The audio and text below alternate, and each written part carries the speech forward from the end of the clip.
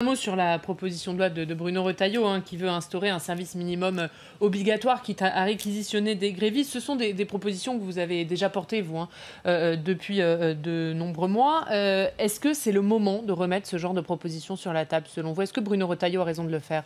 D'abord, dire que moi, je souhaite que le service minimum soit fait par la RATP et la SNCF la semaine prochaine. Je l'ai dit devant une délégation de la CGT que j'ai vue hier en gare de Juvisy. Je leur ai dit... Donc la semaine prochaine, quitte à réquisitionner des grévistes? Non. Aujourd'hui, il y a un contrat qui lie la région de France Mobilité avec la SNCF et la RATP, dans lequel le service minimum est une obligation contractuelle de la SNCF et de la RATP. Donc moi, je demande à la SNCF et à la RATP de respecter cet engagement. Et comment on fait s'il y a trop de grévistes? Ils le font aujourd'hui. Vous savez que la RATP fait un formidable travail. Il faut conduire les trains par des cadres du siège qui acceptent de venir pour l'image de l'entreprise et pour que la qualité de service de l'entreprise ne soit pas abîmée lorsqu'il y a des grèves.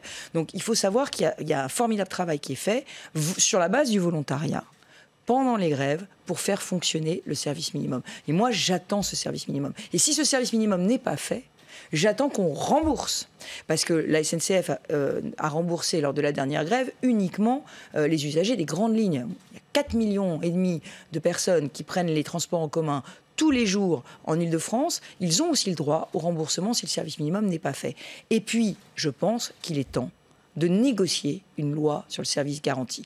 Mais là où je ne rejoins pas forcément Bruno Retailleau, c'est que je pense qu'il faut qu'on convainque les syndicats qu'aujourd'hui, au XXIe siècle, on ne peut plus avoir des grèves aussi conflictuelles. Ça n'est pas possible. Aujourd'hui, il y a trop de personnes qui dépendent des transports en commun pour aller travailler. Ça n'est absolument plus envisageable que les heures de pointe ne soient pas sanctuarisées. Il faut d'abord discuter avec les syndicats avant de présenter cette proposition de loi. Il faut qu'on mène une concertation. Et moi, je suis favorable à, comme le propose Bruno Retailleau, qui est un service minimum garanti aux heures de pointe, qu'on sanctuarise les heures de pointe. Je l'avais déjà proposé il y a quelques années quand j'étais députée.